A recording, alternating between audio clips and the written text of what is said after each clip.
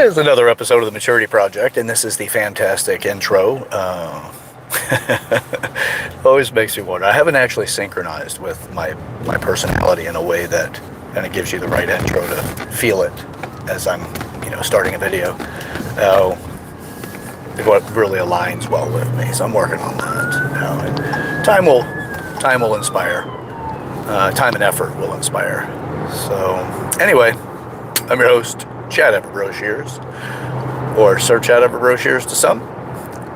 This is the Maturity Project, coming to you while I drive, because this is some of the only time I have available to do it, and fortunately, I can keep up with it this way. So, all right, today, what really comes to mind, because I keep hearing, I'm looking for the undertones of actions and statements, and I constantly do that. I'm not like, okay, I just decided to start doing it. We all do this to an extent. It's just not a lot of us have that full awareness that we're doing it as much, so that loses the ability to develop that particular trait and that method of thinking. But the more time you spend on something, the better you get at it. And the undertones of things. And if you start looking at exactly what you want to experience in life, you can start to connect with the fact that other people have their own interests. And obviously we all know that. That's the thing, is we know it, but we've turned it into more of a heuristic of thinking. Which, when you have a heuristic of thinking, which is just a batch of information at the moment that some specific thing comes up, whether it's an environmental situation or the environment situation, or if it's a individual person or something like that, we immediately have a specific amount of information we're making logical connections with, and logical to us doesn't necessarily mean it's that way to everybody. But we immediately have this batch of information, and then we function inside of that information to navigate the current situation that is stimulating us to that awareness. So it's a shortcut for thinking, is what a heuristic is. You don't need to spend that much of your resources in order to come to a conclusion, because you have experienced similar situations or identical situations that have a specific experience throughout and an outcome. So you immediately qualify what you're dealing with in a way that you can do something with it. It's a heuristic. It's a natural process. We do this because it helps reduce the amount of resources necessary to come to specific conclusions, as well as it increases your response time. As if you had to sit and think through everything, as far as without a heuristic shortcut, you would have to put the work in to understand every little detail about it, and then you can take action, or you'll take action with degrees of caution, and lacking the forward momentum that a heuristic gives you privilege to, on average. But a heuristics could also stop you, because you're like, I've done this before, I can't do it again. It's just stop. But in most instances, in my experience, isn't that don't do this, stop it. Those are percentage values in my experience, but they're not the dominant. The dominant is, in the way the heuristics work, is that it's the understanding of a situation to the best of my abilities in order to navigate it, but doesn't mean that it's right. Because I'm sure that you've had the experience where you've talked to somebody, and then you find out at some period of time, whether it's in that conversation or after, that you had spoke about it, but the outcome of that does not seem to align with the way the conversation went. And then when you speak with the person, then you could say, hey, I'm not sure exactly why that happened. Can you explain it to me? Or go with hostility or upset or whatever. It's completely up to the situation and your relationship and how you manage issues and challenges and stress and that. So anyway, I'm sorry, I lost my train of thought with this. It'll come back around. Hitch my wagon. So, but how you process information and how you emotionally react to it, things like that, they all have that value in heuristic. So when you find out that person, even though they occupied the conversation with you for the same amount of time, and they seem sincere in how they interpreted what the conversation was based on to its fullest context, then you find out you're not aligned, that it seems like there was two different conversations, or you start identifying where misunderstanding came into play. Well, that's how, if you say something and you, like, somebody says something, you jump to a conclusion. It's another way of experiencing us. Somebody says something and immediately you jump to a conclusion. This happens. I catch myself doing it as well, and then fairly often, more often than I care for. But immediately I feel like I've got it, and then maybe I'll finish the sentence, or I'll add in the word that belongs in the context at that time when the person is struggling with that word, like whatever the specific and best term or word for it. They're struggling, so I'll add it in almost without missing a beat. As soon as you realize that they're having a little bit of a challenge with it, then I would, throw it in. That's also because it's inside of that heuristic value. Is if you weren't using that, you would immediately just say, I'm not sure. I continue, please. When you realize the word, by all means. It's the fact that you have a specific amount of information that lines up with the way their conversation's going. That's all in the heuristic category. It's a batch of information. So those could also be very, very large batches of information. Complex things like business and things like that, or divorce or marriage or whatever, with these complexities of different types of agreements and the narrative around it, and all those things fill in. So point of it is that we use these shortcuts to give us abilities to progress forward and not have to spend so much resource to identify how to progress forward. So now with that being said, every single thing that we do matters. It just matters to what degree. We also form heuristics. That's actually how you get them in the first place. They're formed. Now, they can be formed just by you paying attention. So you're paying a resource of attention. And somebody is telling you something specific. An example of this would be when somebody calls, let's say, they refer to a woman being Karen. Immediately, because of our colloquial and our societal views of what Karen is, you go to the dictionary, minus if you don't, Urban Dictionary, obviously. But you go to a dictionary, you're not going to find that. You're just going to find it's, if there's anything in there, it's just a woman's name, not the narrative built around it. Immediately you have a story about what Karen means, and then you have that attached to the individual that's being framed in that light. That's how that works. And again, this is not, I didn't intend to make this particular video about heuristics as much as everything we do matters. Now, it matters because when you say something, what you say will put you into a specific room at some point in time. Now, that room could be confusion and chaos and upset and frustration and things like that. When I'm talking about rooms, I just mean like there's a place that you go with this.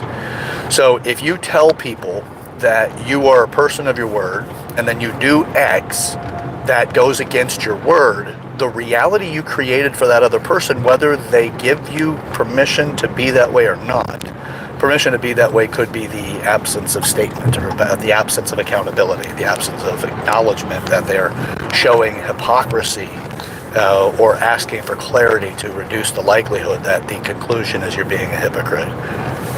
Those people that do that are actually more rare. The ones that actually will speak up and can, confront certain things that they don't understand, or feel that, there's pushback required. Those people are actually, those are builders. Those are people, even though it seems like they're giving you a hard time, they're builders. They're making you work. They're making you work your way through things. You may not be communicating yourself very well, or you could have lied, or it could be somewhere on that spectrum. But still, point of it is that you put yourself into a specific room, and that's what I mean by a room, is where you are in the corridors of their mind. Now, when it comes to actions do the same thing. What we do today to your goals will be some value, whether that's towards or away. So if you say, I want to be, incredibly fit in a top peak condition, and then you spend most of your time sitting around and not doing a whole lot, or sitting on the couch and watching television or whatever, you are your actions are taking you away from your goal. So the room you're in is a wishful room, and you start building that particular pattern of behavior, and you graph it onto other aspects of your life, and before you know it, you're now in a room that does not have progress towards your goal. It is a waiting room for really nothing. You're not going anywhere. You're not gonna go anywhere. You're going to stay there. Now, that doesn't mean you don't, there's not other benefits to it. Perhaps your declaration about a specific goal is something that needs to be addressed. And because you're not, excuse me for a second here, because you're not addressing it, you need enough stress to motivate you forward to do something. And some of that stress comes from not only your own awareness that you're not following through with what you said you would do, but you're also stressed because somebody else is bringing it up, whether that is direct or indirect. Your inner voice is awesome. It'll talk to you about things. So the actions do put you in a specific room. This is not the conclusion of it all in this conversation. This is more of just introduction and conversation around this to think in a different way.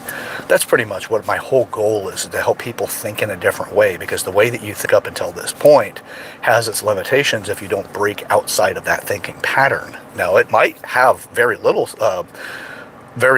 but you could even say, as far as limitations, or you can even say, hey, look at Jeff Bezos. I'm not a fan of him as a person. I don't know him as a person, but what I know of him, that's not my reason for him using him as an example. It's more of his actions in business. Now, I don't agree 100% with what he's done, but I also haven't walked that path that he's been on to the point of any kind of success similar to his. So I can't cast a stone at him over some of the business ethics of, from what one of the rumors is that he will clone your product online, or Amazon itself will clone your product if you have a successful one they could replicate, and then they come out with something like the Essentials, or Amazon Essentials or whatever, and then they control the algorithm because it's their ecosystem, and then they can basically take your business without they just take your clientele based off of the product of pricing, the pricing model in it, because they can afford it and most businesses can't compete with them.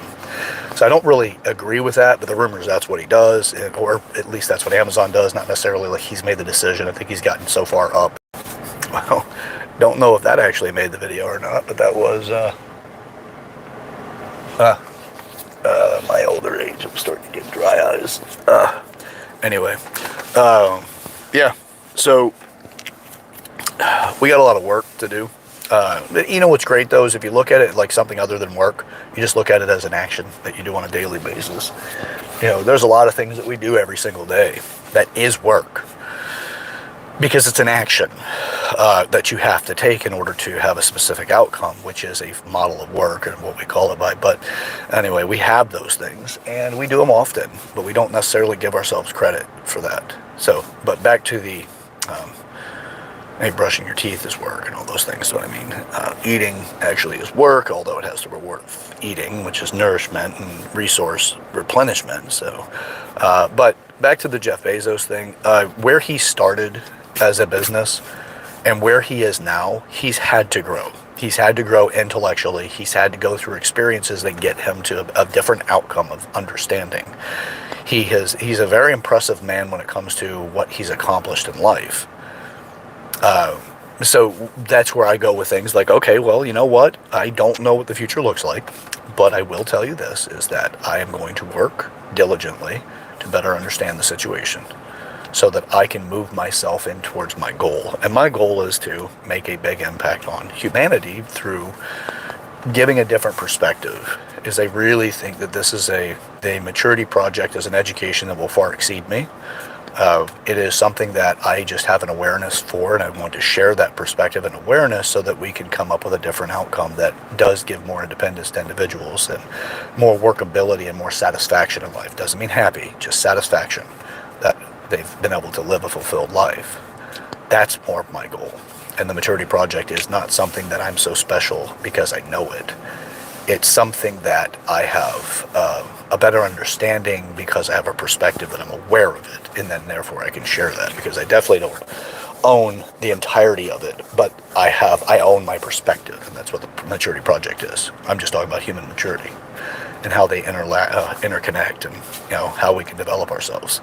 So you take these different steps as you get started in these 8 different areas, you'll eventually get to the point that you are creating a success model in your own life that has its own measurability, its own pattern of success that Jeff Bezos has used, or Elon Musk, and these very ultra wealthy people. They're not just wealth, they're a person. They have a lot of different attributes, and you look for those specific things. I prefer that I just align myself with people that want to grow, that have a desire to be better and or to develop over what they were yesterday, regardless of what necessarily their overall goal is, as long as they align with me in a moral sense. I don't want to get anything that's outside of that, because I don't want to align with that. So, and better to understand it. So that's the purpose of this. The conversation today was from heuristics to outcomes based off of what you think, because what you think is what will lead to what you do, and what you do in action is what tomorrow offers a fruit for. And now sometimes that fruit's sour, you don't want it, but you have to get that deeper understanding that what you did yesterday is what produced this, or what you did the day before, whatever, in your history. Then you have to outgrow that. You have to do something about it and own it, which gets to more what I would refer to as, a kind of radical ownership, to borrow from Jocko. But it really is just it's the word, the term, but the concept too. Just be incredibly responsible, even if it's not your fault directly. Still be responsible. Your growth will significantly multiply if you take on radical ownership. So, all right, next time we'll talk about some more fun stuff. But in the meantime, this is the project, the Maturity Project. I am your host, Chad Everett Broshears. Search Chad Everett Broshears to some. Share this video with people in your life, especially if you want to break the ice with them and start a conversation that this can inspire, even if it's not directly on this subject, but still it's a thinking conversation that you can open a door by breaking the ice. Share it. Share it with whomever. Comment in the comment section if you got something out of it. And don't forget to like this video and subscribe, so we can grow the channel and, get this out to more people. As we've got a world to work on, but we really got to work on ourselves first. So let's get to it. All right, until next time.